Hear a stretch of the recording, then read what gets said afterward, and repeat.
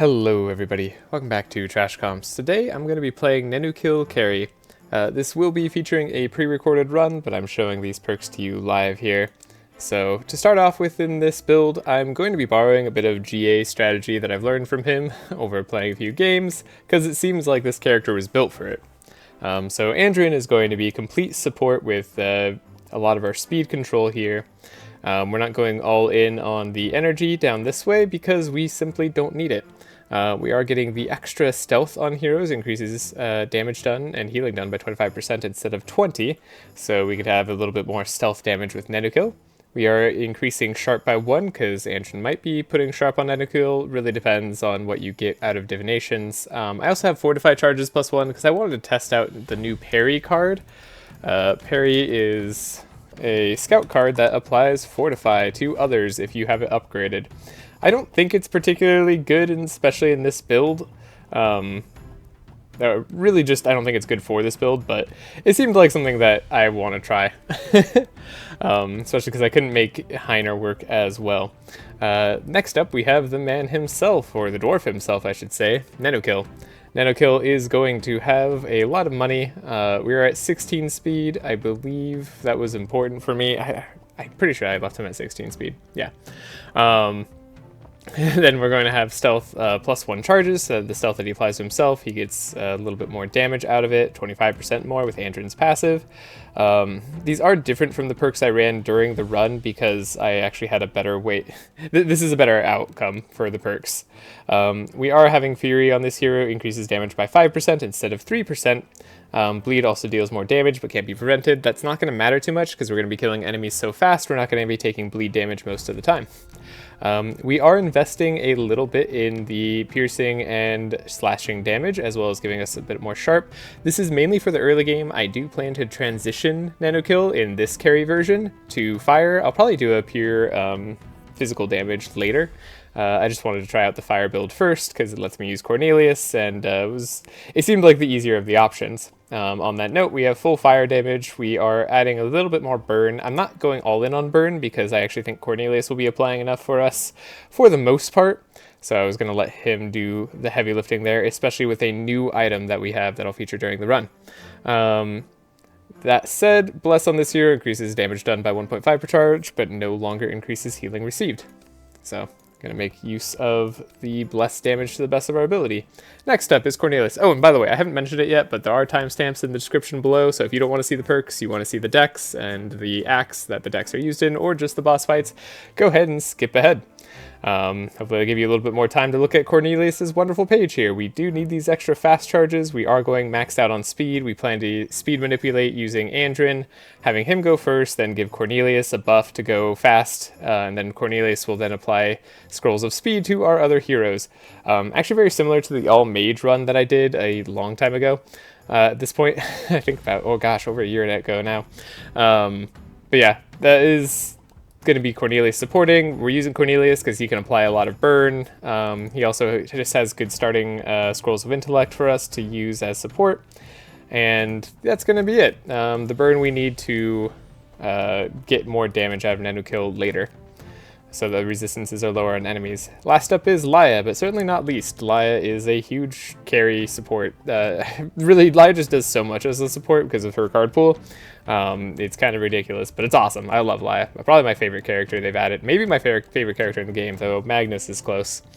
So we got full fast charges. Again, the speed here is just so we don't have to make them as fast with scroll of speed later. We can make Laya 16, which is the same as Nenukil, so Laya will go first if they get the same scroll of speed charges, that we could make scroll of speed 3 instead of 4. That's just up to us. It doesn't matter too much. We are getting plus 1 sharp charge in case Laya has a turn where she can apply more sharp to Nenukil. This again just helps early on. We also go plus 1 or plus 2 powerful charges because that makes Divine Power 7 as a base. Also, Cornelius and Laya both have the Inspire maximum charges are 1, but Inspire draws 2 cards at the start of their turn because we can give them each an Inspire. Cornelius will be giving Laya Inspire, and Andrin will be giving Cornelius Inspire. Last up, we have more Bless because Laya is going to be the one who's applying Bless to Nenukil, our carry. With all that said, let's get into the run. So, moving on here. Start up that nice, lovely music. Here's all the decks. I'm going to show off Laya's. We have a lot of stuff. The bookworm, all the stuff is very important to look at as far as like the deck goes, because it all has to flow a particular way. Cornelius's deck doesn't matter too much outside of the bookworms and the scrolls of intellect. The scrolls of intellect I can find with bookworm, or it can show up immediately. I happen to get more bookworm divinations, so I just opted to leave that one scroll of intellect unupgraded, so I had more stuff to spend. We have scroll speed at 3 each. We do need to make sure we draw them. Fortunately, they also could be innate. And we have transmission for extra energy on turns where we happen to draw it. The damage from the fire spells will come later. Big perk change that we got, or a big buff that we got, was Blade Flurry in the patch. Blade Flurry deals 9 slashing damage, repeats twice, but also gives you +1 Fury Charge, but +2 if you have the Fury Charging stacks. So that is going to make us do a lot more damage. I have Blade Dance and Multi-Shot as my AoE of choice. I did have a hard time playing them at some point during the run, but we got a setup as well as a Scavenge. So his deck is pretty efficient, but I probably could have made it better. It's not the most hyper efficient in the early game. Andrin also has a very important setup deck. I haven't really explained it too much, but you need the double trace, and you want to make sure that you're always drawing Expert Tracker as well as Chant of Initiative. Those are the 2 most important cards you can draw. Everything else is kind of gravy if you get to play it, like Chant of Accuracy or Vigilance. Well, no, Vigilance you need to have the draw 1 at the very beginning. This is what it lets you start off your chain, because you can trace yourself, then draw into whatever card you need. Hopefully it is in the top 6 cards of your deck. It likely is, because so much of your deck is just there to draw for you, like the setup, scavenge, and deflects. You'll see it play out that way during the run. So that's all for the setup. We'll show how it plays. This is like some of the other runs I've done recently, so hopefully, well, recently, I haven't had a video like this in a month, so we'll see how this goes. I do have the footage sped down, or I have it sped up, but it's slower than it normally is. So I'm hoping that's a little bit easier for some people to follow, and for me to commentate over, because it could be a bit fast before. So with that said, look at Andrin. He's already scrying for Laya. Now, I was trying to think. Yeah, the scry on Laya is nice. It was hard to debate on like whether I would want to scry Nenukil early. I didn't get Laya's deck down the way I wanted to. I think I just like didn't scry hard enough on her in a lot of fights, but you don't really need to, because it's not like that important if you kill first turn all the time, unless you're doing a high score run, but I am certainly not, so I wasn't super worried about that in any case. But you can see we have a lot of AoE. Our slices are able to get the job done. We do kill on turn 1, which is great. We get a purple Sharpen, which is great for the early game. Honestly, that's the best time it could have showed up, outside of the divinations that we did early on. We also got, we got a War Banner on Laya, so that we have powerful charges at the start. It let me skip one of the powerful cards on Laya to in the early game, so I only need 1 of them for Nenukil, and then he's maxed up at 7, doing that maximum powerful damage. And then we also got a, lockpicks on Nenukil, so he has Sharp in the early game to start out with. Very good stuff for us here. It was, yeah, it was just it was a good run for starting items. There's definitely better ones, but I can't really complain because we had everything we needed. It was often a toss-up to me. The 5 Sharpen versus the Bless was hard to do sometimes, but on a turn like this where you get all the Bless with Lay on Pause and Benediction plus the 5 Sharp, it feels really good. Now Nenukil has his starting passive where he he's not able to play multiple ranged attacks a turn, but they do get reduced by 2. This is why I thought that GA's playstyle of being able to trace and make sure that your carry is really drawing the cards that you want them to draw, as well as drawing a lot of cards at the start, was probably going to be the easiest one for me to do. I just wanted something easy to start out with. I do plan on making at least 2 to 3 more Nenukil like carry videos. Maybe I'll do a stream. I'm not really sure. But yeah, we were able to get rid of the Holy Nova there in Laya's deck. Definitely didn't need it. We didn't want it. Going on to the pigs, we went up with the rope. I love going this route with the hatch, especially when you're going into a fire run, because it just gets you some good fire stuff early on. These pigs are usually never a threat. It's a good litmus test for your run if you are killing the pigs on round 1 or not. If you're not, you're probably not doing OTK, or at least you're not doing it right. I would probably go ahead and say that much. Which I have been guilty of many times in the past, even when trying to do more OTK style runs. But I have it down a lot better now, especially with these 3 characters as support. Though I know that you can use others, and I have tried and will do more in the past, or I have tried others in the past, and I will do more in the future.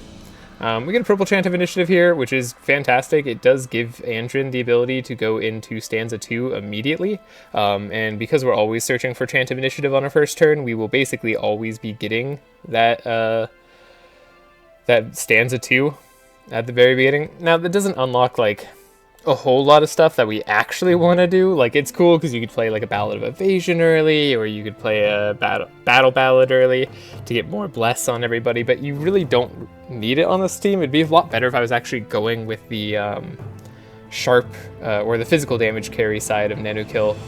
That way the battle ballad would do a lot more for us. Hopefully the music isn't too loud for anybody. I'm hoping that I'm going to turn it down a little bit just for now, because it's in my head a little bit much. Yeah, that said, this fight wasn't too much of a challenge for us. We were able to get to excellent as well, taking on the challenges. I knew I had a very strong run, so I was taking on challenges pretty frequently. I definitely wasn't very scared on this run, even though there's some things that you have to watch out for, especially with a build like this. Like, things can fall apart really fast if you don't get the right draw early on. Now, Andrin is basically always guaranteed to draw the right stuff, however, and so is Cornelius. However, Laia was not with the way that I was playing them, which is probably a mistake on my end. I imagine it would have been better if I had the ability to make Laia just go first. Somehow. Or like I could use the card draw on her. One of the cards I thought about was giving Andrin the Inspire card that scouts have access to now, and then tracing the card that it puts in people's deck off. Probably would have been nice to do, but didn't end up needing it. One of the downsides too, Nenukil's turns were also not always perfect. You can see there we didn't draw our multi-shot early on. Which meant that it wasn't reduced in cost, so I wasn't able to play it. We don't have the most energy to work with, so we ended up taking a lot of damage here.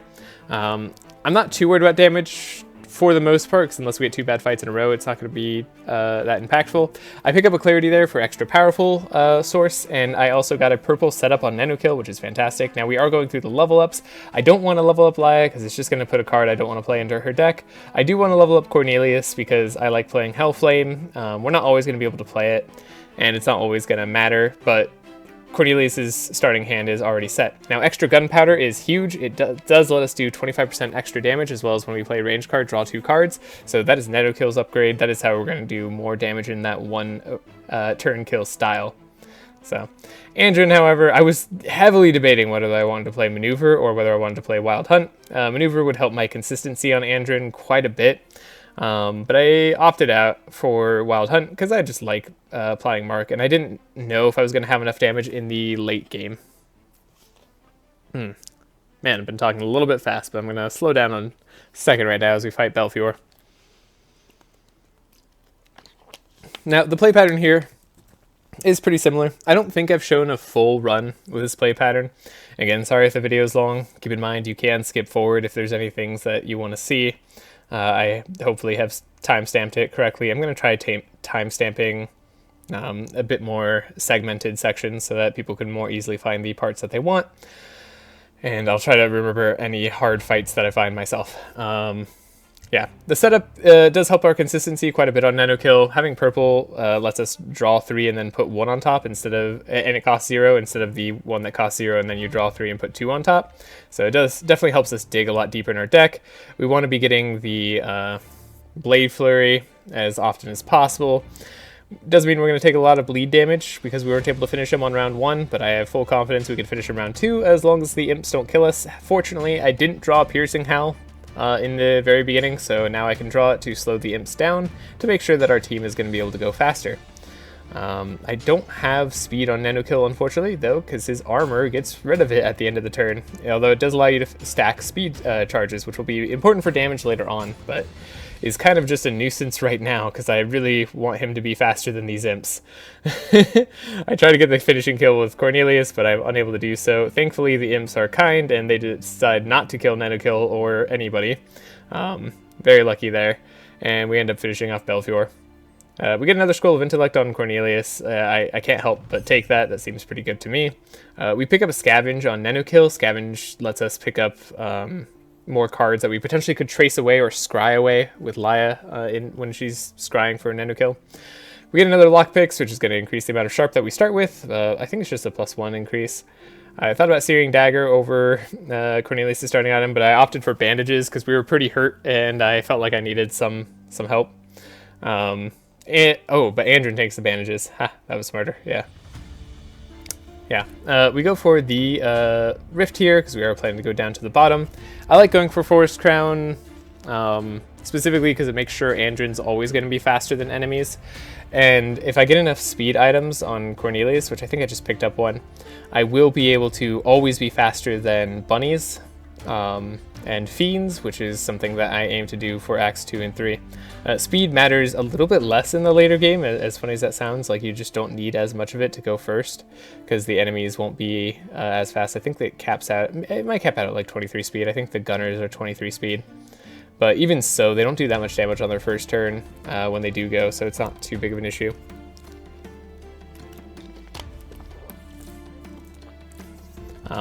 And anyways, we are able to play our Gunpowder this turn. So yeah, I didn't get my turns down on Nenukil perfectly, but this is an example of a fight going well. I was able to play it fairly nicely, though I couldn't play multi-shot there, which is kind of funny. I couldn't play the Blade Dance either, or whatever else I had in there, so it didn't matter.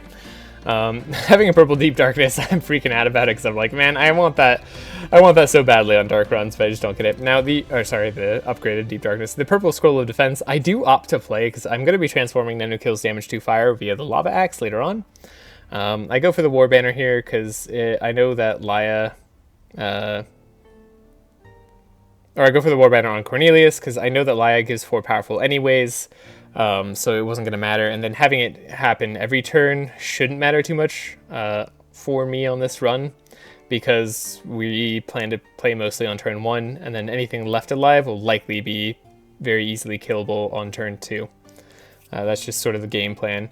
Definitely a somewhat fragile strategy, I would say. Like, it's not something I would recommend first-time players, especially like just getting used to the game, but Nenukil, he really feels like he's built around it, because you don't want to draw multiple ranged attacks if you can help it, and you do really want to filter out his hands so that he gets the correct cards, and you want to like stack all the damage into the one turn because of his one turn enchantment that gives him plus 25% damage. So him over most characters, I would say, feels like he kind of demands it, specifically because of his starting passive. And the enchantment that he gets, but the enchantment is very similar to other on-hit effects that other carries can get, like Otis or Bree. This fight was a little bit challenging for me. I did have to play it relatively smart. I think I had to retry it once. I'm not showing all the retries in this video because this video was long enough as it was. It was long enough. That's all I need to say. We did have Laya go down here, and that was unfortunate, but I figured I could live with the Death's Door as long as I wasn't too crazy later on. We get a purple Bookworm, which is great. It gives us more selection, but it also reduces the cost of any books we find later, which I do want to play a Book of Nightmares because I'm transforming damage in Nenukil's deck, so Cornelius could give a Recurring Nightmare to Nenukil, and he could have a repeat double damage card, which works very, very nicely for the burn, or for just my Lava Axe setup. So yeah, the purple Bookworm is welcome there. Very happy to have it. Now, we are able to scavenge out the Chant of Initiative that we most certainly needed. We weren't able to give Inspire to Cornelius. I messed up a little bit here, but I just kind of hoped that it didn't matter. We were giving the extra energy to Nenukil whenever we get it, because we don't have ways to pump extra energy from Laya into Nenukil with the Divine Power Overcharge yet. Though we are also giving Scroll of Intellect to Laya because she needs the Inspire, and her having extra energy can help for some of her hands. It didn't help in this one, though. This was another challenging fight, largely because I took Sad. Sad gives all enemies a lot of resistances, as well as putting those sad cards in your deck, which in turn is aptly named because it makes me sad. We're able to do a bit here thanks to drawing our starting enchantment, so we're able to draw a lot more into my deck than I kind of thought I was going to be able to. We already have a ranged card that we played, so I pick up a Blade Flurry. I want to get at least a kill, or at least 2 kills, ideally. But I have to figure out like when the time to do that was. I thought that playing the dual blades there was going to be better than playing the Blade Flurry with the way that I had energy in hand. So we get another Stealth Wolf. Stealth Wolf is scary because he likes to target the lowest enemy. No, the Harpy likes to target the lowest enemy sometimes. The Stealth Wolf likes to target the back enemy. I think the Stealth Wolf also can target the lowest enemy, but just doesn't do that very early on. Or I could be completely misremembering. In any case, he didn't do it to me here. The invisibility isn't too big of an issue for us because I do have a lot of AoE damage cards in our deck, and I know I can power up Nenukil this turn with more powerful thanks to the other, thanks to just having multiple powerful cards in the deck. We're able to play Blade Flurry, which was great. We aren't able to kill the Harpy though, so we are going into round 3. The Harpy does snipe Cornelius as the lowest healer. Thankfully, Andrin survives. Our deck is full of sads now. We aren't able to play too much, but I'm trying to work through it. At least Nenukil is able to play a lot of his cards, and it's just enough to get the kill. So, definitely one of the more challenging fights we had early on. Like I said, this wasn't the most smooth fight that this just wasn't the most smooth beginning that I've had. I struggled to make Nenukil's deck work every single time, and I don't know if that was... I think I just could have added a few more cards to his deck to help him draw, which would have been helpful for the consistency. Although, honestly, I think I just needed Laya to have more cards that could draw. I had the one Expected Prophecy. I didn't get any others in Divinations. That would have been really helpful to make her deck more consistent, because I was able to give her energy and some draw, but I just couldn't get the Bless every turn, or I couldn't scry for Nenukil some of the time, which would mean in turn that he couldn't get the cards that he wanted every time. It's kind of a tricky situation. Also with Nenukil, you kind of want 12 cards left in your deck, which means that you're only drawing, like, at best you're drawing 10, and then you're not guaranteeing that you're drawing your enchantment, which is why you want the 12 cards in deck, because your enchantment's going to draw you 2 anyways. So it can be a bit awkward at times. Also, you'll notice I played 2 ranged attacks in Nenukil's deck. 1, because I wanted to make sure that we at least had 1 in our starting hand most of the time. And 2, because they serve different functions. He has Rapid Fire, which is better for the single target damage, and Multi-Shot, which is better for the AoE. Here we are using Laya on pause to help heal the team, who is very hurt. This is another reason Laya is great, is she can kind of help you bounce back from rough HP situations on a lot of your teams, and shit heals more the lower your HP is.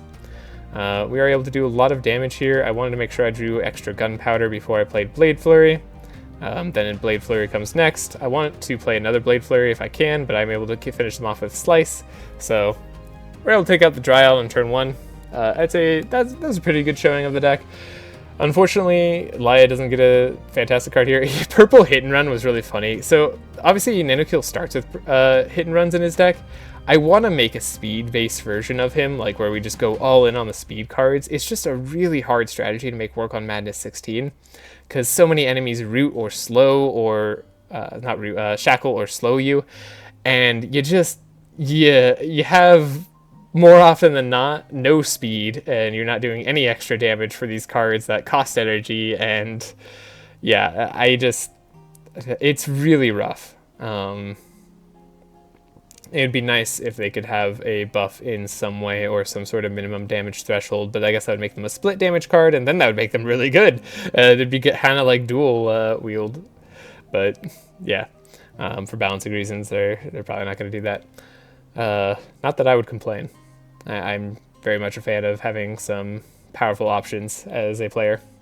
Here we make sure that we get our Bless cards. We want to make sure we're doing all the damage. We are able to play Sharpen. We do have the double up on spells now as well, so that's how Lay on Pause was also getting doubled, so we can heal most of our team. So we're up 8 Bless, and we have 15 Sharp. Honestly, really, really solid. We also get the extra energy from the boon in our deck, so you can see we had more than enough damage on a turn like that. That felt really great to me. I don't know why I'm looking at stuff here. Oh, I got another Vigilance. I guess I wanted more draw in the early game. We are able to buy another War Banner if I really wanted to. I just don't think I do. But I do anyways. Yeah, I guess I buy it because I'm just like, yeah, every turn is nice because I've been going multiple... Honestly, I think I just did it because I've been going multiple turns on a lot of these fights. And so I was like, not as sure as my one-turn kill potential. And I didn't want to reset fights and like scry around till I found like the perfect hands. I just didn't want to... I didn't want to go through the hassle of making sure every fight was a one-turn kill. Although I probably could have if I messed with the RNG enough of scrying and like filtering out Laya's hand. Definitely something I've done in the past with GA, so I'm sure it was possible. I just didn't work on it. Here, Cornelius's fire damage is a lot on the tree. He takes out almost 200 HP by himself, well more because he applies that 52 burn. So Cornelius does a lot of the heavy lifting on this fight. Physical damage is a lot less good on the Elmer. He's very physically resistant, whereas fire damage is of course his weakness. So I do wish they had multiple first bosses to choose from, because it kind of makes like getting out of the gate on a lot of teams, especially in physical damage runs where it's hard to kill early, like a very difficult prospect, especially for new players. Like I remember just struggling with Elmer, especially because he applies Reinforce to himself like a lot. Now you can see we actually do have the damage here, but that was only because Cornelius did like over 200 damage. I'm debating between whether I want Shackles or if I want Bluff. Bluff is very good in Laya's deck. It lets her draw further in, and she can reduce it later on with Warrior's Duality, so Bluff is a nice card to get. Leather Gloves I would normally take on my carry, but I have the Fast Boots, or the Rocket Boots, which let me stack fast, and I want to keep that on Nenukil. On Cornelius, I do stack up to have 16 speed. Again, I want the 16 speed so that he can be at 24 speed when I give him Chant of Initiative, and 24 speed will be faster than enemies in Act 2 or 3. Moving on to Act 2, we are going to be going into the new DLC area as well, because you figure you don't have a new patch run without going through the new character and the new DLC area.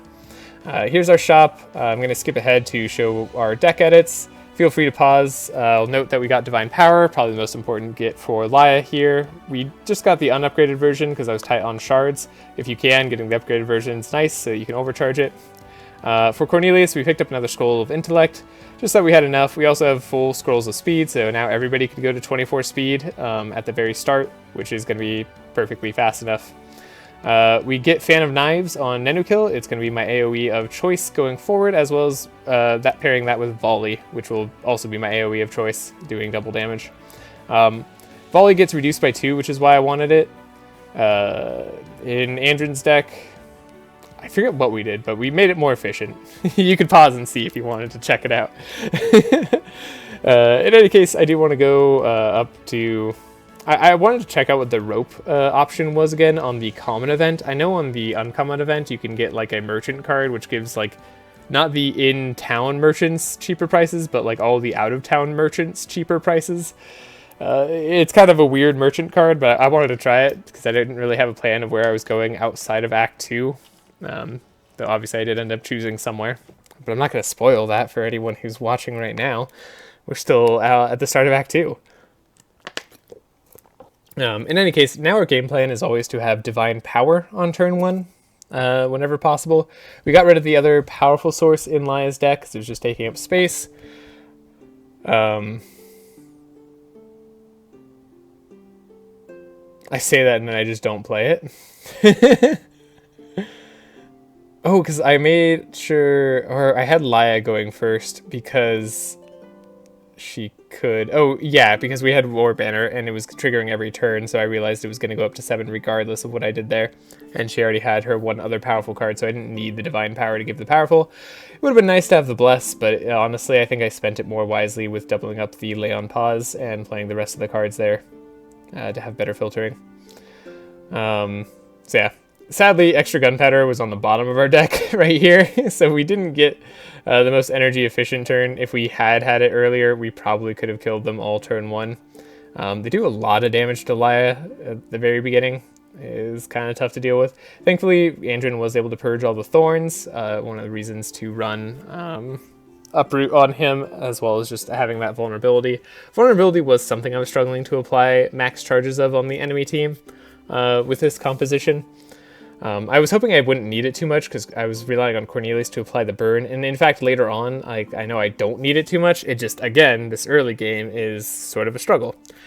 Here we get a really good pickup of an upgraded Scorching Ray. It's already like the perfect one, so now Cornelius can apply a ton of burn charges to the bosses, and then once he gets his other like level up effects, he'll be able to max out burn charges turn 1 essentially. So I get rid of an Ember Storm in Cornelius' deck because I just don't need that anymore. I debate whether Sidearm is better than Lockpicks here. I honestly think Lockpicks is probably better right now, but I knew that I could guarantee a Sidearm later on, and I wanted to get a purple Sidearm because I forgot what it did. So I wanted to see, and I could have looked right there, but I think I did, and I was like, yeah, maybe purple Sidearm is going to be worth getting rid of Lockpicks for. And I know that Sidearm I want for the later on in the run, because obviously once we transform our damage to fire, Lockpicks is going to be useless. But right now we are on the boar fight, so I kept debating on who I wanted to have go first. It was nice having like all 3 characters have the same speed, so like any speed manipulation would transform the speed in any way that we desire. Also, like them being at 16 speed was often just enough for the slow from Asmodee here, who we bought on Andrin, to make sure that they were faster, even without any like speed ups. There aren't a ton of enemies with over 20 speed, though they definitely exist, and you do have to prepare for them. So Blade Flurry is a card I want to play multiple times. There's our first gunshot. That's an extra 25 damage. I would venture to bet that the Lockpicks would have done more here, but again, Lockpicks were going to be useless later, and I figured this would be better now. The physical damage, you can see, is really hard for us to get through. He's got a ton of resistances, so even though our slash should do 69 damage, nice, it does 32 instead. And yeah, it just makes this a huge challenge until we get the Lava Axe. But I'm really looking forward to making a physical carry version of him as well, with a slightly different composition. I might go for a slower kill speed as well, maybe like a round 2 or round 3 team. That's like a bit more, what's it called? Less glass cannon-y is probably how I'd put it. Now, Tome of Intellect, or Divine Guidance is another Divine Power in Laya's deck, which I wasn't drawing every single time, so I figured I might as well take an extra source of it. Makes me twice as likely to draw it, kind of. And then we take Necropotence on Cornelius because I wanted to play around with it because it was upgraded, and I know it had a nerf where it only draws you 1.5 cards instead of the 2x cards that it used to. We also could pick up a Bleeding Edge on Nenukil, which was, it's nice that he has Bleeding Edge on his path. It lets him build up Fury early on with the melee attacks, helping me deal just a little bit extra damage. We already have that Fury perk on us, so the Scouts having access to Fury is just very, very nice for a lot of their damage prospects. Like, one Blade Flurry gives you, 6 Fury? So that's just 30% damage, so it's like 3 extra powerful that you already maxed out on in charges, so it's like the old powerful perk when you can get to 10. Makes you a lot stronger. It's very nice to have. You can see our million Scrolls of Intellect here. Maybe a little bit overkill on the Scrolls of Intellect. I think I end up getting rid of one later on. I think 3 was going to be fine enough. I didn't perfectly plan out the run or think in detail about a lot of the cards that I needed to play every time. I just knew the core cards I wanted to play, and then I had some flex positions. So having extra Scrolls of Intellect, I figured it wasn't going to hurt me too much, and it really doesn't. So I was definitely right about that. Argument to play Lay on Pause on Cornelius there to give him a little bit more health, but I ended up playing it on Laya anyways. On Nenukil anyways, just to make sure I have the most damage possible. Because I really wanted to make sure these guys don't go, since none of them have gone yet. though the physical resistance of the lava guy is fairly high. We do have 4 vulnerable on the enemies, so I was hoping that would be enough. We do get the volley draw as well as fan of knives, so we're able to do a lot of damage with that. And then we are able to just barely squeeze out the kill here on the entire enemy team. So you can see we're still struggling a little bit. Now, with a upgraded Divine Power, I probably wouldn't have been struggling as much, I would say, because I could have focused on that, but I debated on getting another Camouflage there. But we leveled up. I decided not to take the Camouflage because I didn't need it. Warrior Duality makes Laya's energy problems all go away. Incendiary, giving +3 burn charges on Cornelius. He's going to apply as much burn as we want. Now, when we play a ranged attack card, we gain 2 Fury and 1 Fast. You suffer reloading after playing 2 ranged attacks instead of 1, so this lets us play double ranged attacks, as well as gain Fury and Fast out of it, which Fast will later on be damage for us. So, huge level 3 upgrade for Nenukil. This is going to... Every single level that he gets, it does so much for his damage. Then we take Momentum on Andrin. Momentum's nice because it makes slices free, even if they cost 1, meaning we can play Mark slices later on. Now, we do get new bots. All right, this is the first time I've done a...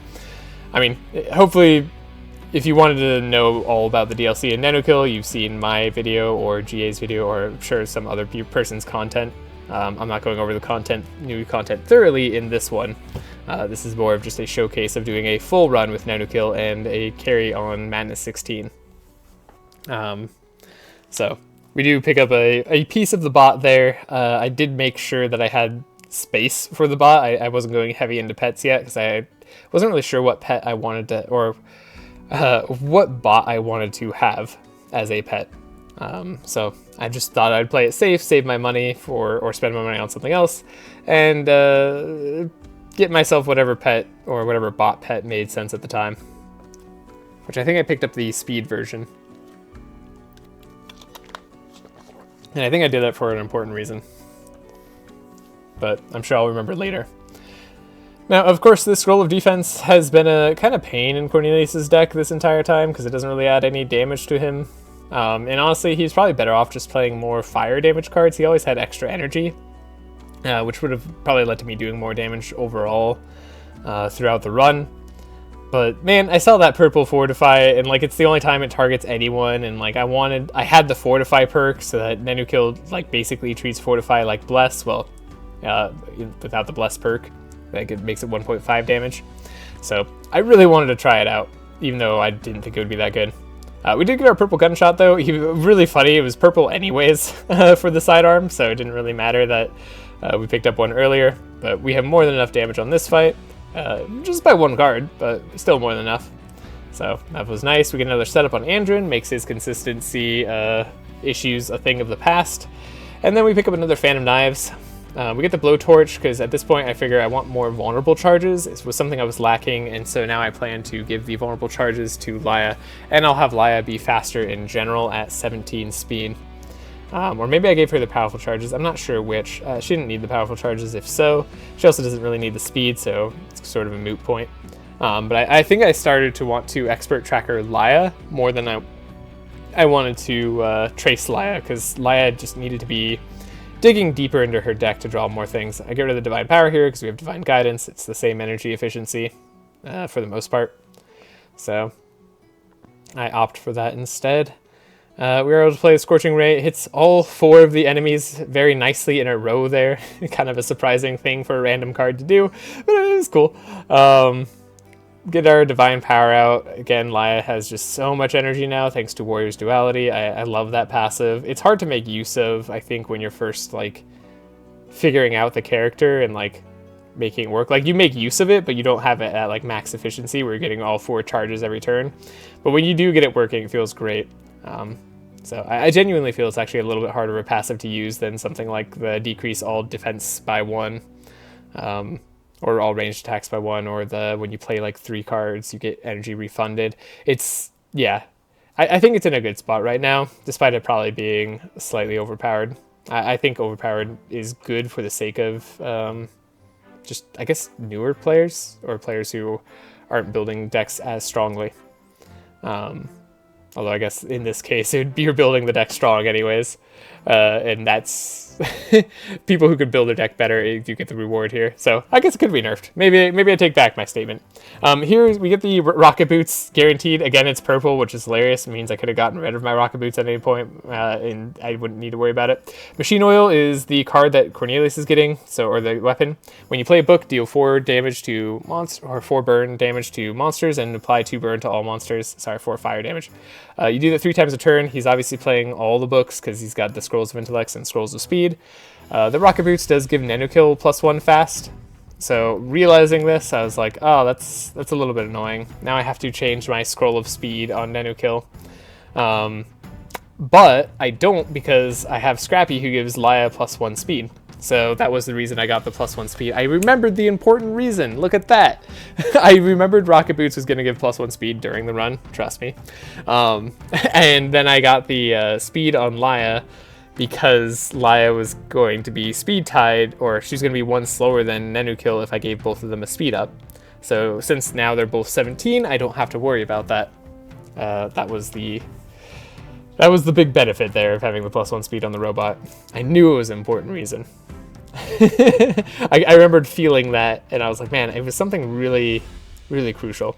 Now, we do get to see the new boss. I didn't show off the new boss too much during the video that I made, so...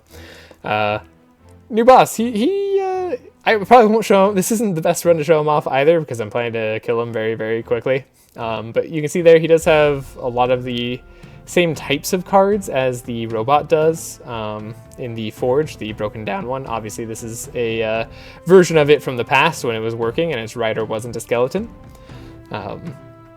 So he has some of those like nuke cards. He also has like Gain Fury and like some other stomp cards with a mechanic in the back. The mechanic is a good support for him if you don't take them out early. Definitely helps with his longevity and helps him do more damage. Yeah, it's a cool fight. I really like it overall, though, again, not the best showcase of it because I'm going to be trying to kill as fast as possible. We have 10 energy on Nenukil. We had 10 draw on Nenukil. Playing the Blade Flurry is something I want to do again. I didn't get the discount on Volley, which is a little bit sad. So that was definitely something that didn't go my way for Nenukil in this fight in particular. Here I opt for the Blade Flurry again. I should have done the Blade Flurry first before playing the second Fan of Knives. I just messed up a little bit. I don't think it was going to matter too much because the back person is dead anyways, meaning that we're a-okay to get the kill on this turn. If we didn't get the kill this turn, we would probably lose a few of our characters. We'd most definitely lose Nenukil, so that would just be the end of the fight right there. Thankfully, we're able to slow him down enough because Asmodee is amazing. Again, buying Asmodee, good part. I probably should have mentioned that at the start of Act 2. Maybe I'll re-record it and mention that there, and then this will sound weird. In any case, Death Duel we don't take. Evocation, I thought about it for energy purposes on our boy Cornelius here, but didn't really think I needed it. He wasn't struggling with energy, and I didn't foresee a need for it in the future. Both Nenukil and Cornelius have options all throughout this area, so you're able to take them through and kind of just get benefits from each of them. But now we're done with all the DLC. Aside from just the character himself, there's nothing past this point that matters with it, I believe. I'm curious to take Amelia there at some point, because it seems like she has a lot of lore that would pertain to it. So I guess it is a time rift too, so that definitely seems up her alley, since she ended up inadvertently making a lot of the rifts that the rift monsters are coming from.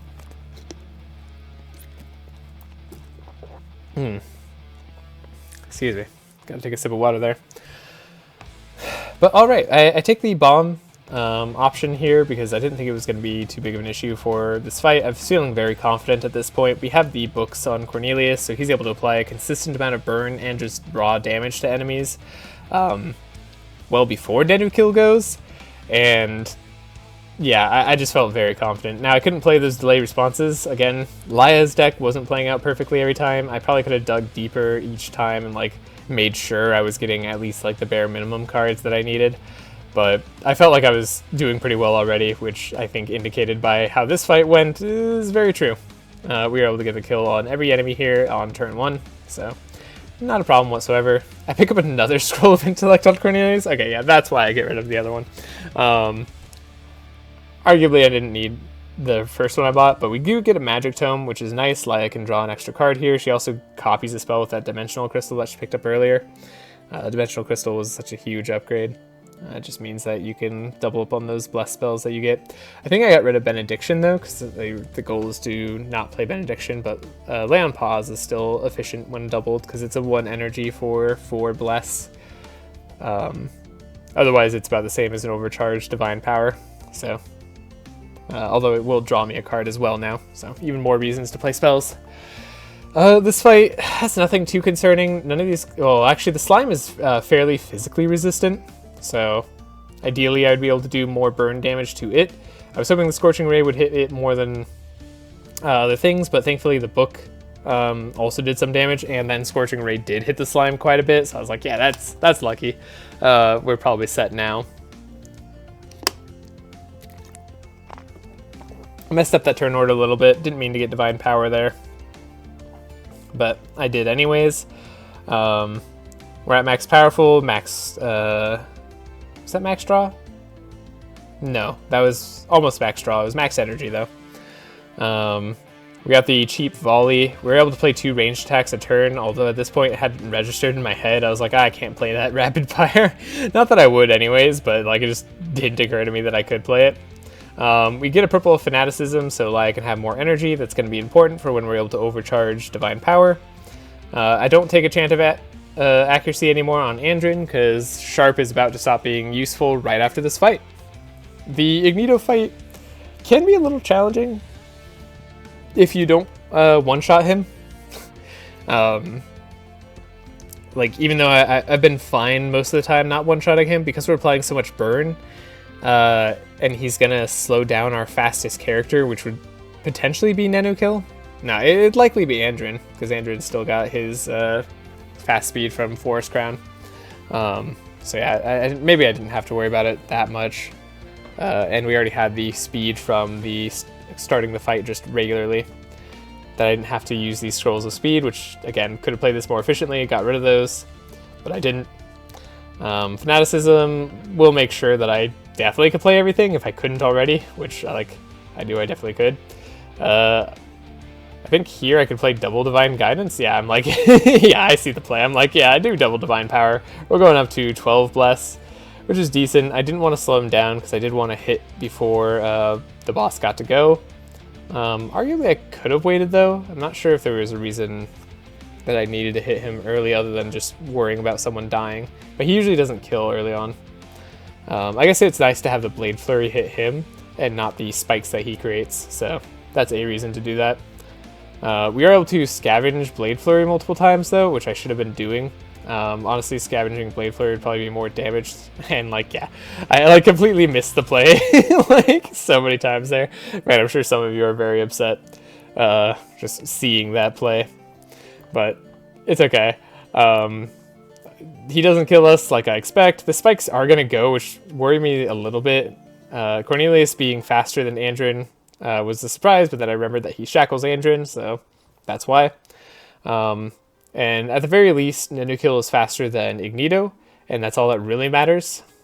Why, though? Why does he still have his fast charges? Did I gain fast during my turn? Oh yeah, I gained fast by playing ranged attacks. That's how I gained fast. That's great. Here we see a barrage on Andrin, which I really wish was on Nenukil, because I'd love to play Barrage, because it could be reduced by 2 costs, and 3 cost Barrage seems very efficient damage-wise. But now we finally get to get our Volcanic Axe. I am sad to let go of Bleeding Edge. It's going to be a little bit less Fury that we have, though I wasn't playing that perfectly anyways. Man, if I had played these fights better, I see the lines where I probably could have one-shot, but that's okay. I was absolutely fine with the 2-shot.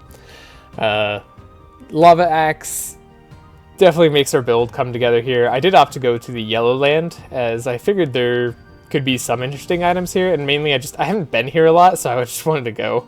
Like, I haven't been here in a while. I'm like, man, I need to play this act a lot more. I don't play it. Now, here's all our decks. Again, feel free to pause. We did upgrade Divine Power to have Overcharge. We have Necropotence as affecting Cornelius instead of being a buff for others. We got Rain of Arrows on Nenukil. I was planning to just have Rain of Arrows be my clear. I actually should have just planned on Fan of Knives being my clear.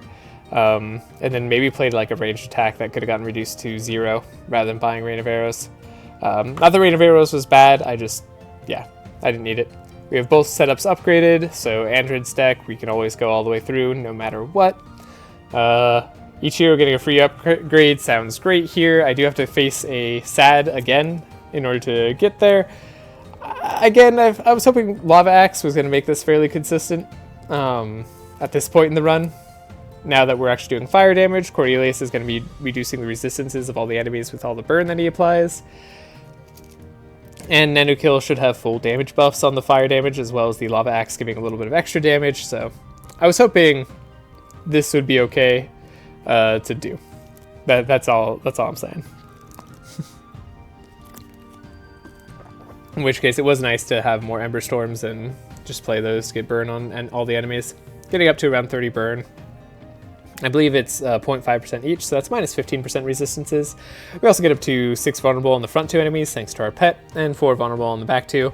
Of course, the fire demon in the back is the most resistant to fire damage, so it's maybe a little bit of a problem. But we get up to 17 bless, and we have 7 powerful. We aren't getting benefits from sharp anymore, so arguably the camouflage isn't too useful to have in the deck at this point. But I still do have it. Sadly, again, our gunpowder is on the very bottom, making this fight harder than it needed to be. Had it not been on the bottom, we probably would have definitely had the damage to kill the Fiend here.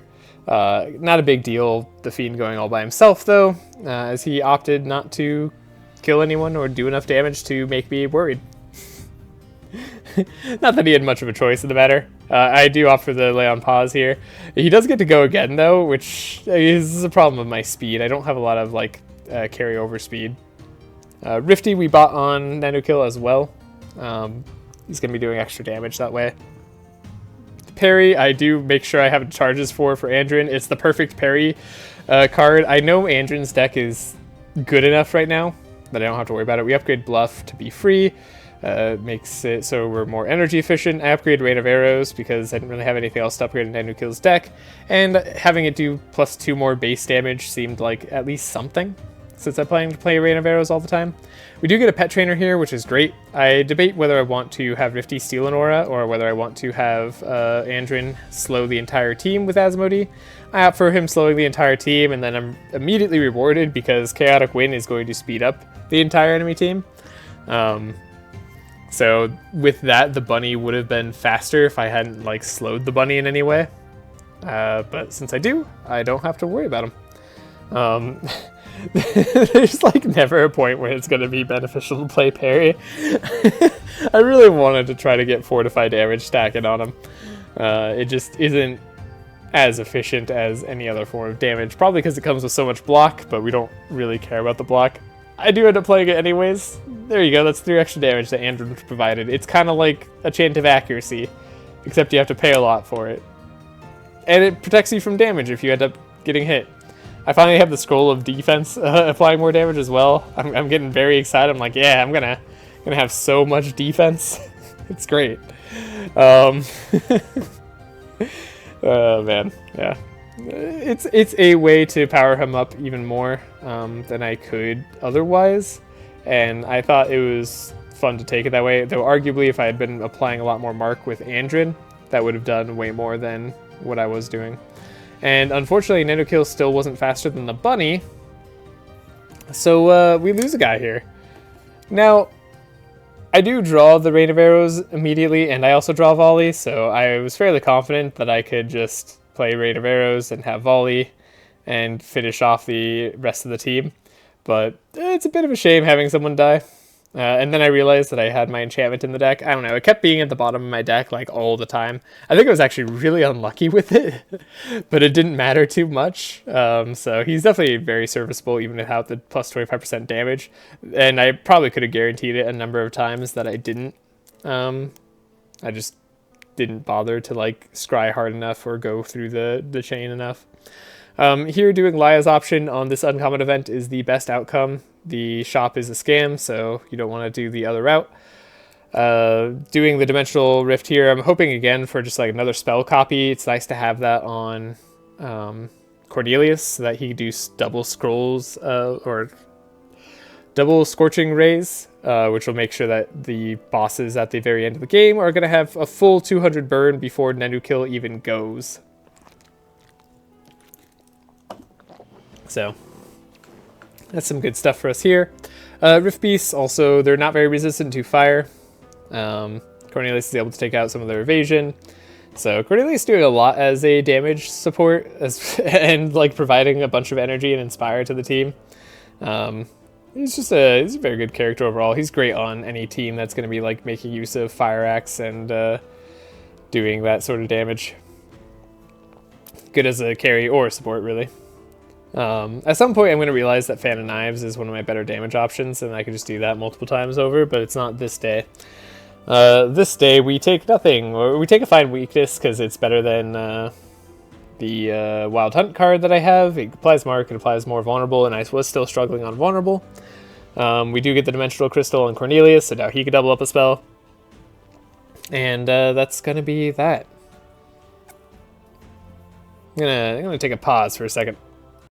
Alright, in what hopefully has been no time for you, some time for me has passed, and my voice has recovered a little bit, and I've been able to make sure my dog gets out.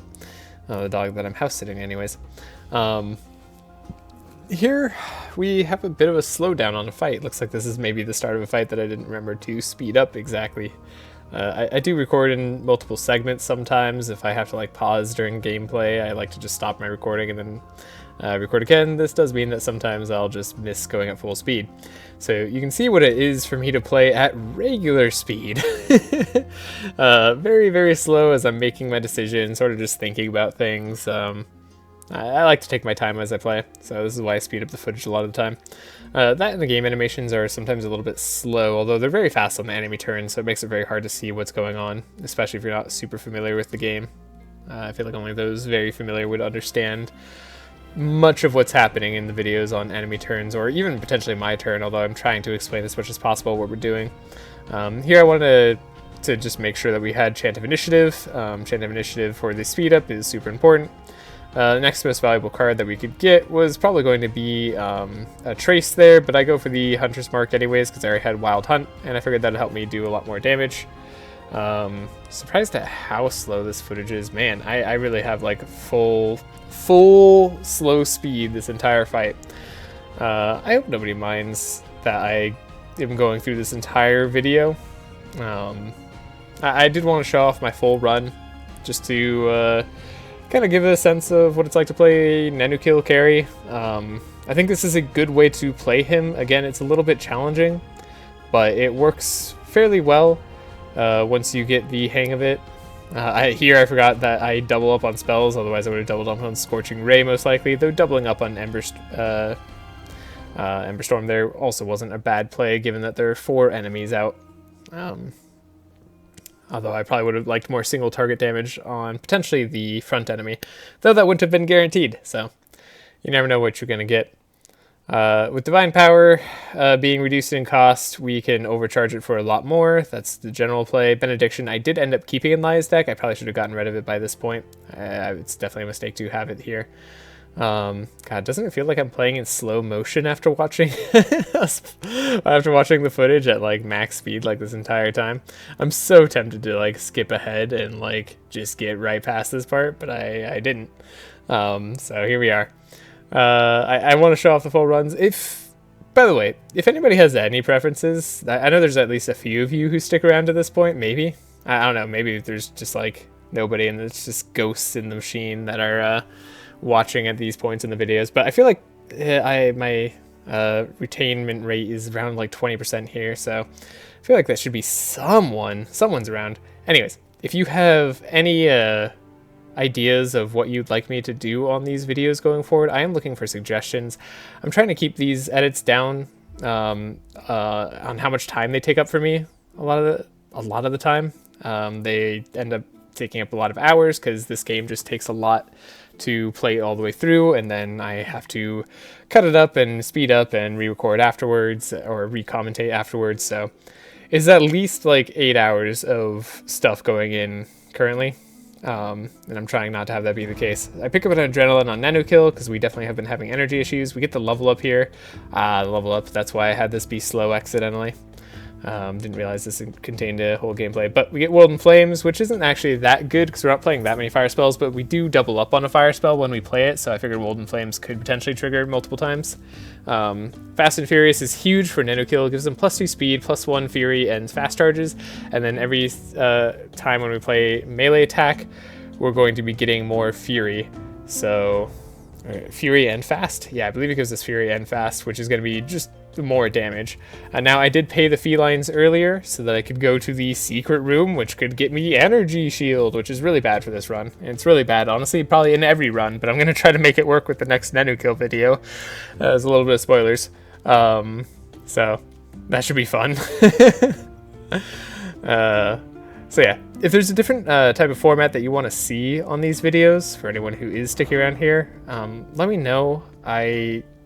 I am happy to like show off full runs if people want to see the full run and just hear me blather on about what I think about the cards and what my strategy is overall, and not necessarily the fights, especially when they're this samey. And a lot of runs, when you're not doing OTK strategies, the fights are a lot less samey, so there's a lot more for me to say.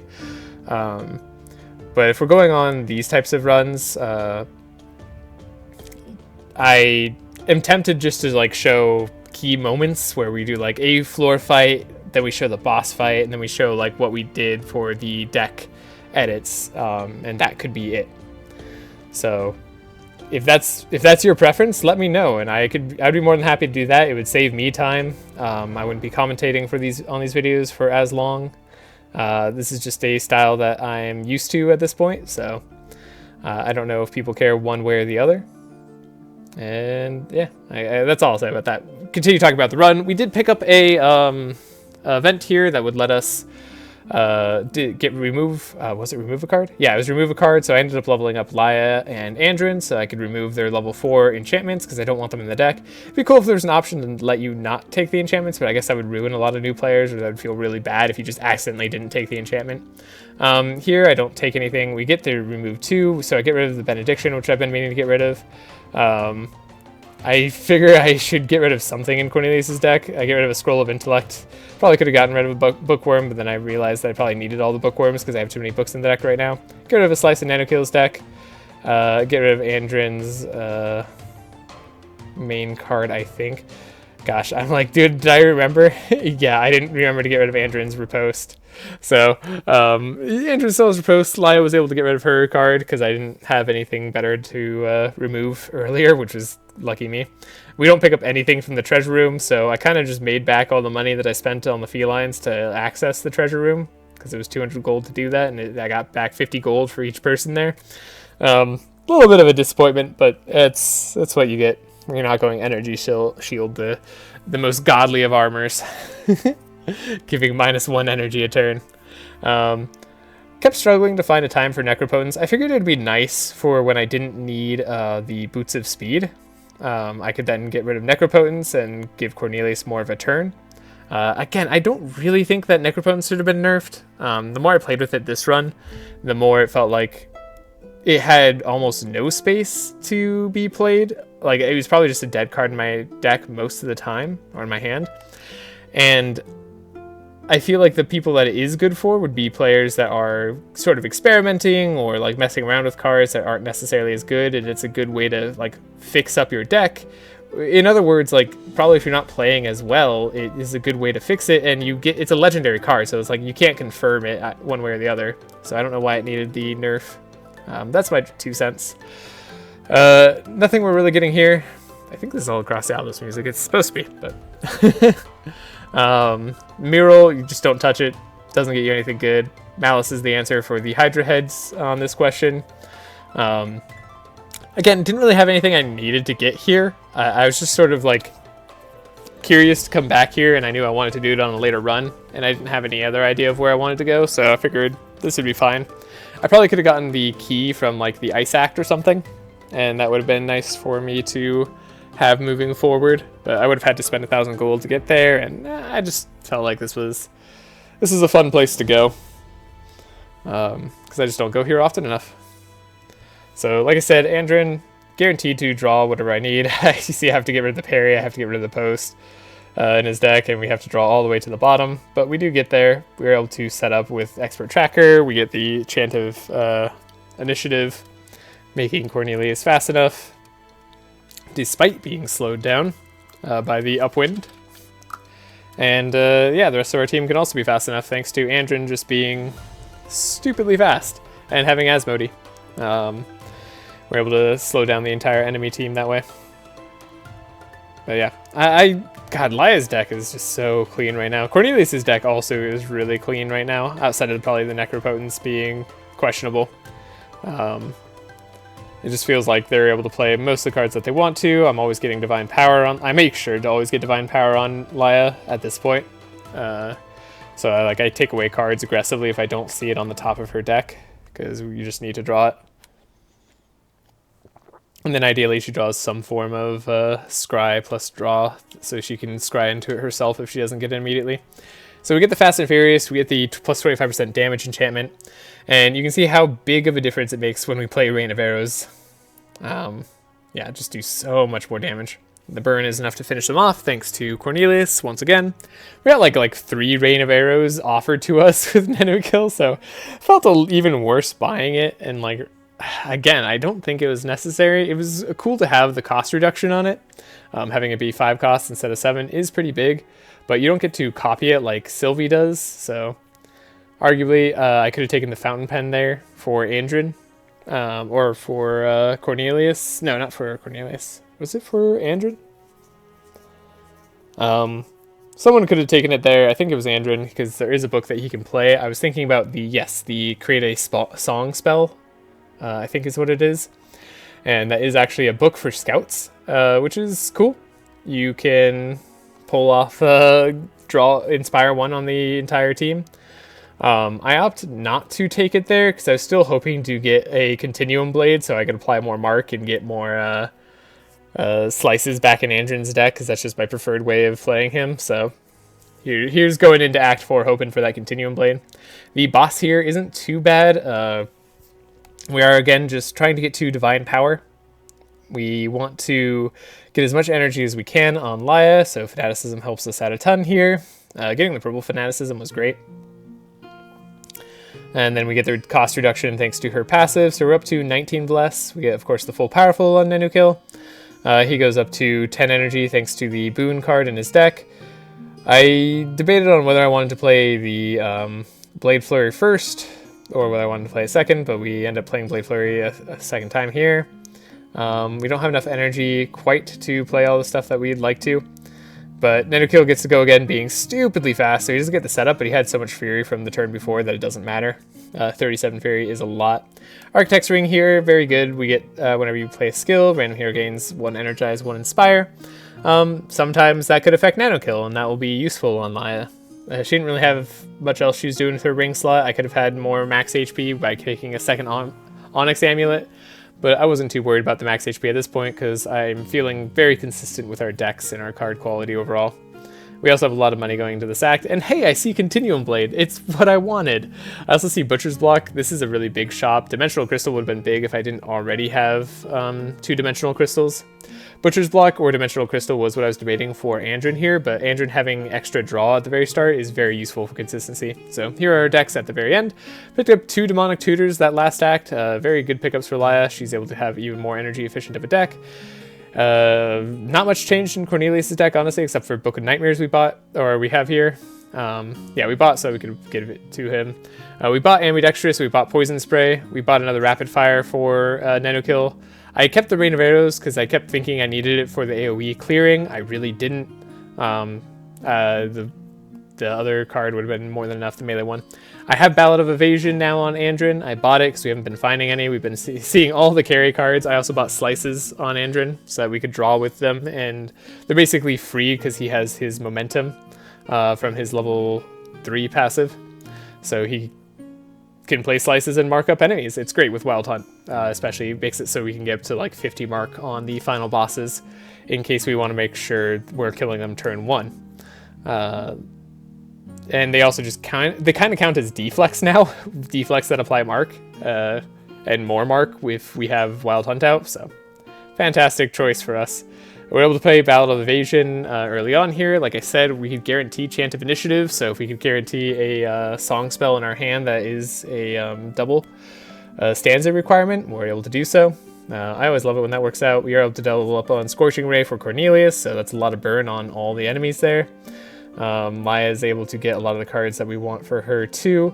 One of the things that I wanted after getting Demonic Tutor was the legendary or like epic bless card. So every Demonic Tutor that we could find, I was going to take on Laya, because if we get the epic bless card, that costs like 9 but gives you healing and bless on the entire team by like plus 9. I could then double that up with Dimensional Crystal, and I thought that would be really awesome. So Fan of Knives is that card that I was talking about as our AoE source earlier. That was kind of all we needed, especially with Ambidextrous. That would have been better as a purchase earlier on. Eviscerate, I'm like so excited. Look at that, man. I'm like, I got Eviscerate. This has to be a good card, right? Like, this is a melee attack. I think it's gotta be good. I took another parry on Andrin because I didn't learn my lesson the first time with parry. We have a free upgrade, so now Battle of Evasion could give Inspire to everybody. We have Ambidextrous, makes things cheaper forever.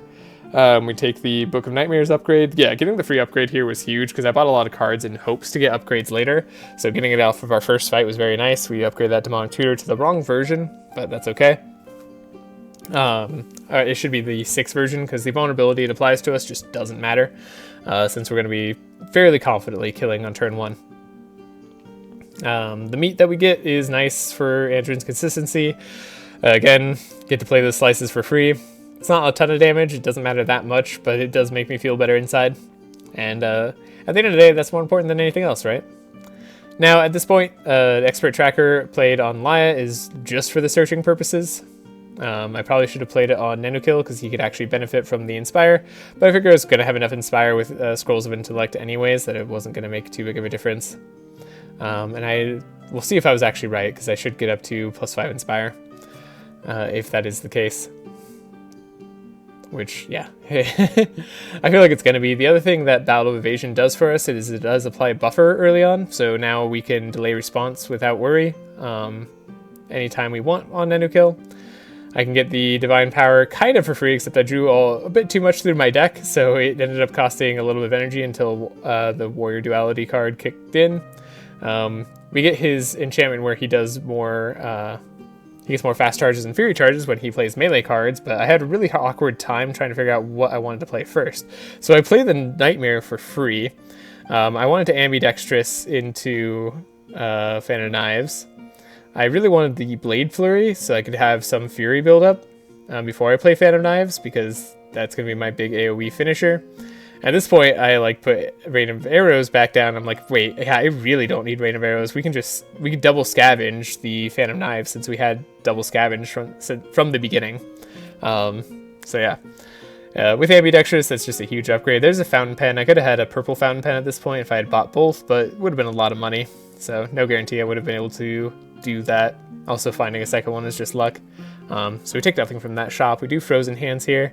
Frozen Hands isn't too big of a worry for us normally because we're going to be scrying off the top card of people's decks fairly regularly, meaning that Nenukil will still be doing fire damage regardless because he won't draw that Frozen Hands. So yeah, as for the ranged cost reduction in Nenukil in his arsenal right now, I would say you just don't need God, what am I trying to say? You don't need it to proc on your carry cards like the AoE ones that are going to win you the game. Obviously it's nice when it works out for you that way, but it just is unnecessary.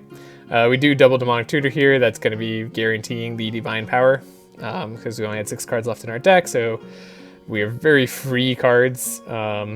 For Laya here, we're up to max energy on Nenukil. We're up to max cards.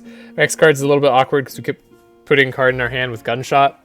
And we kept wanting to ambidextrous the Fan of Knives. We also kept wanting to draw our Blade Flurry to play it. But we're getting a lot of Fury from our passive anyways, so look at all that damage we had. We had so much extra damage. At this point, the run is pretty much set. In Rage we get on Laya, in Monogem we get on Cornelius. We had the option for Eviscerates there, I just didn't think they were useful. We get Lava Splash on Cornelius because we might as well. I had extra money. I didn't know if I was going to spend it on a shop later on. I think I end up regretting that slightly based on getting an exotic shop coming up, but it's fine. So we're trying to keep our upgraded Ballad of Evasion here. I have multiples because although I was very confident in the floor fights, I really wasn't confident in our ability to finish off the final boss in one turn. I just felt like our single target damage had been lacking a little bit with Nenukil.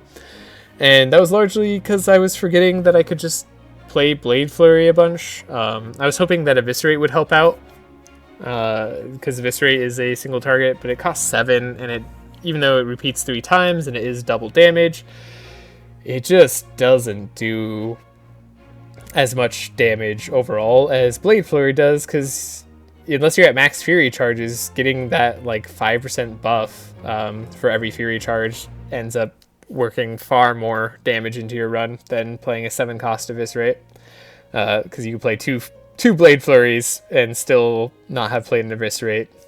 So you have to keep that in mind when you're evaluating the cards like that. So at this point we're playing double Blade Flurry, we have Poison Spray, really just because the double Blade Flurry was the best thing we could play. We would have loved to have AoE cards there, but we didn't draw them, so a little bit of a bad hand there, kind of made possible by the sad option that we got. Though we are able to play our Rain of Arrows, and it does a decent amount of damage, but not enough. We're able to kill the light guy before he goes. Now Cornelius is going to have to do the heavy lifting. The light gunner there, I should say. He needs to kill this monk, because if the monk goes, we lose, but I did know that I was going to draw Scorching Ray, so at least that was going to be a guaranteed win. Laya dying sucks. That's not the end of the world. Having Death's Door isn't too bad. We get an upgraded Ballad of Conquest on Andrin, so I of course have to take it. Now we don't have enough money to buy the 1 here, which would have been nice for a little bit of extra energy, potentially on Nenukil. So we didn't have to feed him energy all the time, but it's okay. It also starts him in stealth, so he does a little bit of extra damage. I take the top option there to make sure we level up before the final boss. We get extra burn on Laya because she does have the pet. We get extra burn on Cornelius, and we get Mark for Death on Andrin. I'm going to go back and look at what we did for Nenukil there. Sorry if this doesn't go back very nicely, because I really want to show off his passive that we get. His level 5 passive is very good. The +4 burn on Cornelius is obviously very good. Now, level 5 passive, all damage done plus 20%. Immune to slow, which is nice because you don't want him to be slowed. I wish he was also immune to shackles at any point during his entire kit, because otherwise the whole like fast card gimmick isn't that good. The fast charges on this hero increases all damage done by 1 per charge. So now you can see where Fast and Furious and Double Barrel all come into play, because they're giving us fast charges, and we're able to stack those fast charges with our rocket boots, which is the whole reason that we kept rocket boots. So keep in mind, we're going to be getting a lot of fast charges, like probably like 16-ish, if we do our full combo correctly.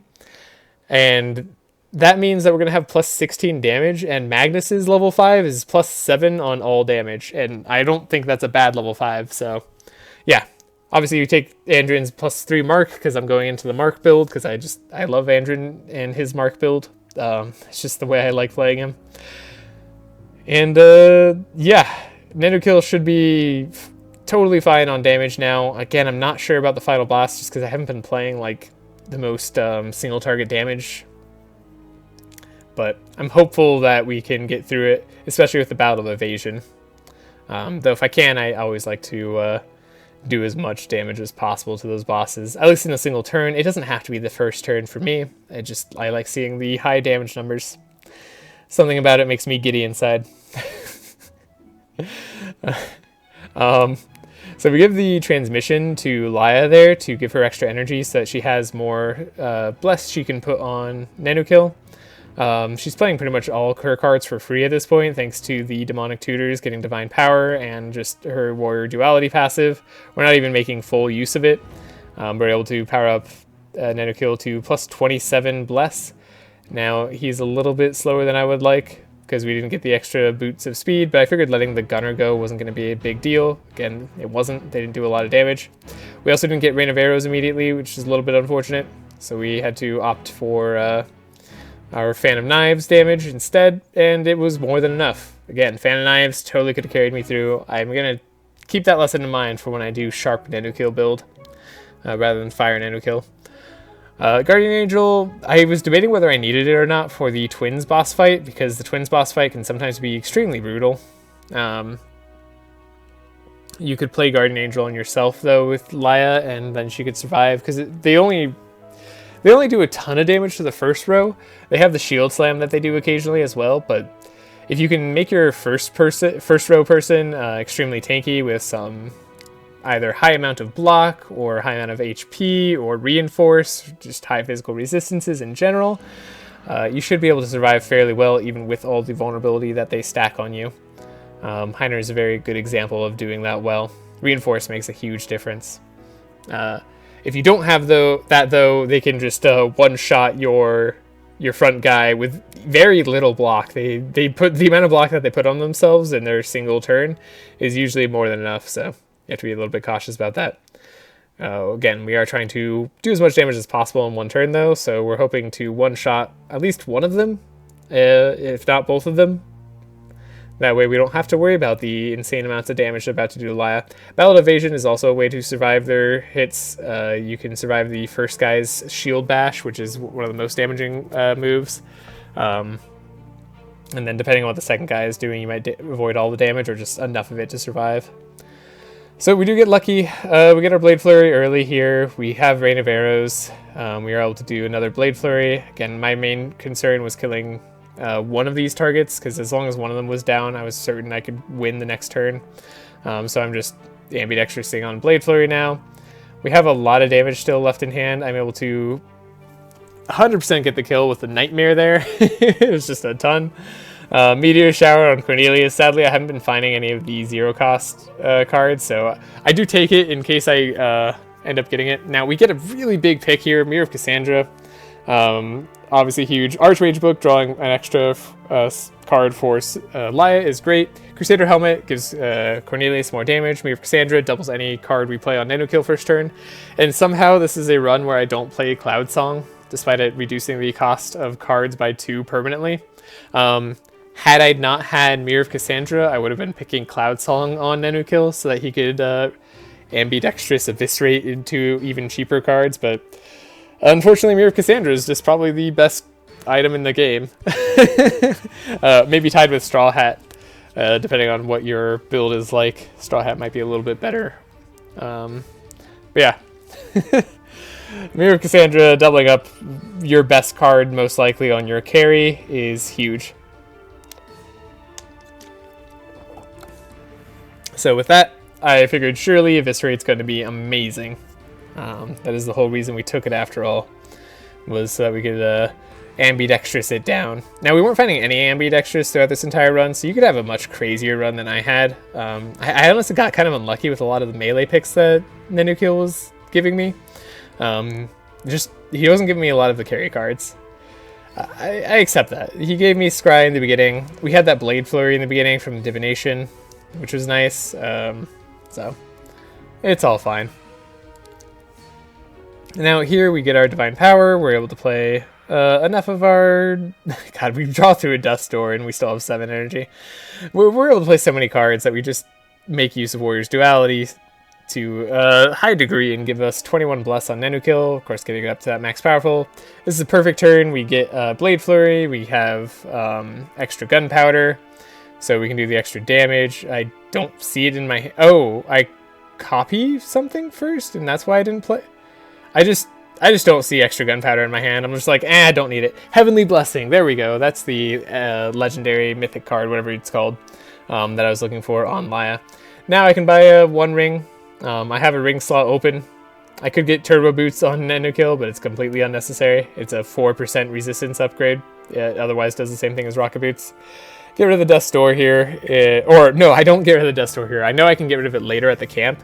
And I knew by buying the 1 ring, I wasn't going to be able to fix my decks at all, but they were good enough that I figured I didn't need it, especially if I could get rid of one card later on.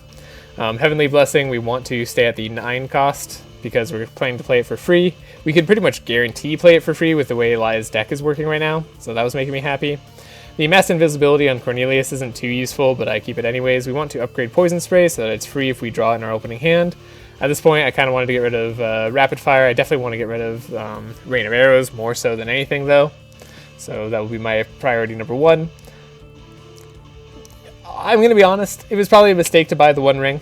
It probably would have been way better just to filter my decks down for the final boss fight, because it's always a good thing to do to make sure that you're not like worrying about the crowd control as much as you do during like all the floor fights. But yeah, here I was debating between Ambidextrous and whether I wanted to have Ambidextrous reduce the card by 3 and cost 0, or if I wanted to have it reduce something permanently. But because I had Scavenges, I figured it was better to reduce the cost of something like Blade Flurry permanently or Eviscerate permanently. One of the things I was excited about was playing an Eviscerate, getting it copied by Ambidextrous, so that we, or copied by Cassandra's Mirror, then copying it with Ambidextrous, so that we had Blade Flurry played 3 times. I was hopeful that that would be a lot more damage than, not Blade Flurry, Eviscerate played 3 times. But unfortunately, Blade Flurry is the card that could be played 3 times and do way more damage than 3 Eviscerates. Make that make sense. Oh, man.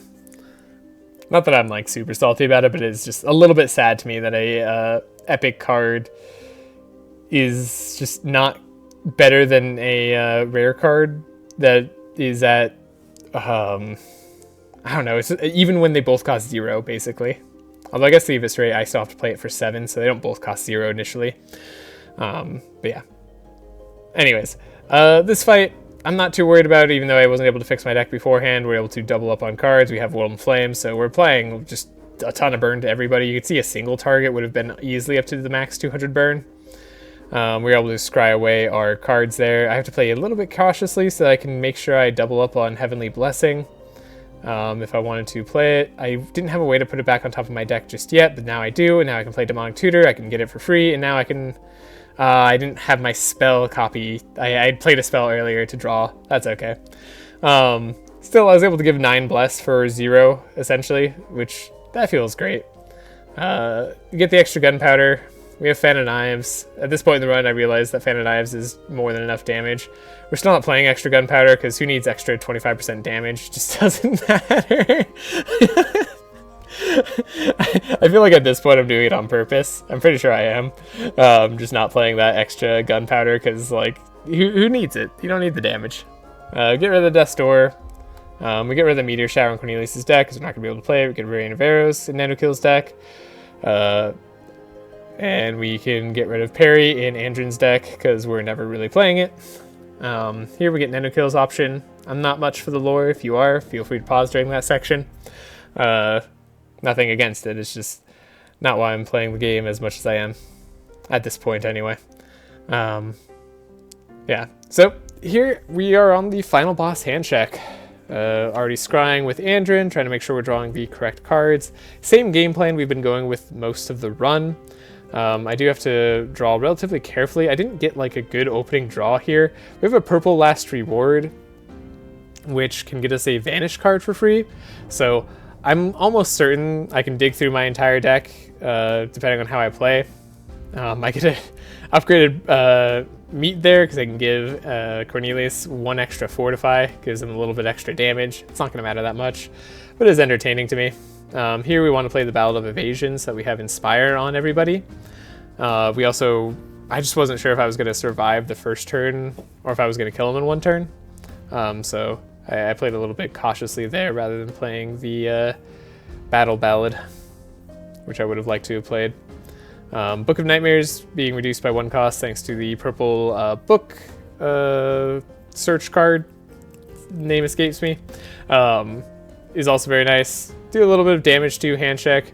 We actually didn't get Scorching Ray, so we weren't able to get up to 200 burn. So his resistances are still fairly high, even though we have the 4, what's it called on him? Vulnerable.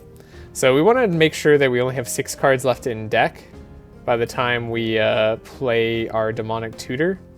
Unfortunately, we can't guarantee that, but we can just get lucky and get Heavenly Blessing anyways, and double up on Heavenly Blessing, which you know, I'm sure you guys are aware, that feels great. We now have 16 bless on every single person.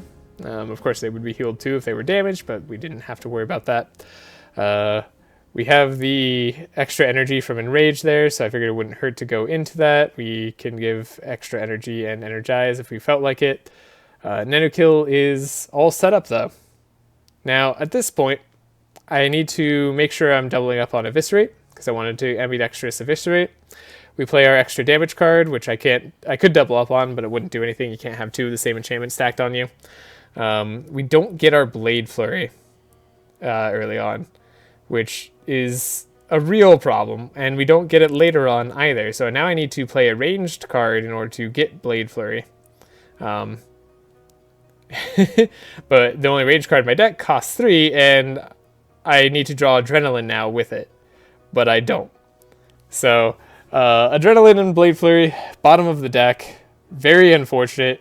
If we had drawn Blade Flurry early, even though we were able to get 16 Fury here, we easily could have had the kill. If we had Scorching Ray early on with Cornelius, we also probably would have had the kill. I also probably could have played that turn slightly better and still had a kill. But you can see just how important Blade Flurry is for our damage versus Eviscerate. Doubling up on Eviscerate was cool, but I could have doubled up on some other card that could have given me more consistency to draw instead. And that probably would have done more damage, though the Eviscerate did a good chunk. It's just when you have the Book of Nightmares as well, like it's not doing that much for you, right? Because you can spend so much energy on the Nightmare Book. Playing 3 of them was awesome.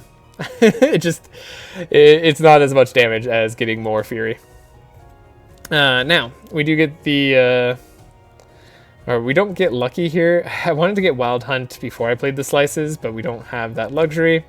I'm trying to figure out what the best way to play this hand is. I am looking to do as much damage as possible on turn 1.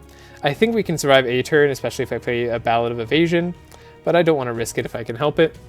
Also, this isn't the right music for this fight. Where is it? It's this fight, right? Yeah, we'll skip to it. Turn it up slightly. There we go. So, doing all the things that we normally have been doing. Andrew is able to give Inspire to everybody. He's able to make sure Cornelius is fast enough. And I'm still looking to put Heavenly Blessing back on top of my deck so that I could double up on it. Arguably, I should have drawn first, but I didn't want to cheapen Heavenly Blessing accidentally, because I'd be wasting the Duality perk if I plan to play it for free. We do get it for free, because I'm able to scry away enough cards, and then we can play our Divine Power. So we're up to 20 Bless on everybody already, and Nenukil is going to get even more Bless before the end, thanks to the Purple Ballad and the double up on, what's it called? So we have 41 Bless on Nenukil, 5 Sharp for fun, because of Ballad of Battle Ballad, sorry, music's getting to me. So now we are doubling up on Blade Flurry, because that's going to be the most damage that we can put out. So there's our Fast and Furious. That's what I was looking for before I played Blade Flurry, so we could get as many Fury stacks as possible. As far as it would be to play Eviscerate, we just don't need to. There's more Blade Flurry. We're up to 32 Fury. We can scavenge another Blade Flurry back on top. We didn't get Poison Spray in our opening hand, unfortunately, so it isn't free. So sadly, we don't do as much damage as I would like, but the Book of Nightmares is enough to finish off, so that's going to do it for that run. There's our final score, pretty high. That's among the highest I've had. I did let myself die quite a bit. I'm going to go back to showing across the Obelisk now. So we can take a look at our stats for the past run. Yay. This run was a lot of fun. I had a lot of fun playing Nenukil carry. Definitely feels a little bit tricky to play. Setting up into Volcanic Axe even more so, I would say. I thought it would be really, really strong, and I wanted to try it out since we have to go to the Fireland to play the DLC area regardless. I might try going the other direction when I play a tanky route. We'll see. But yeah, You can see all of our characters' decks, and for people who care, we can look at the stats page here. Cornelius did 7,000 damage, Nenukil did 72,000 damage. And of course our supports didn't do that much damage at all, but they were hugely important in making sure that Nenukil did as much as possible. Overall, very fun team. Got some nice items, got so many duplicate cards. Like, look at that, double Dimension Crystal plus Mirror Cassandra. I could have had a third Dimension Crystal on Andrin too. That would have just been funny. I guess for like the memes that would have been great, but nah, I had Butcher Block instead because I think that was probably overall better for consistency. Yeah, regardless, that's going to do it for this video. I hope you had a great time watching or learned something or just enjoyed yourself. And I'm going to call it a part there. Have a great day or night wherever you are. And again, if you have any suggestions for what you'd like to see, let me know. I'm happy to take a listen. See you next time.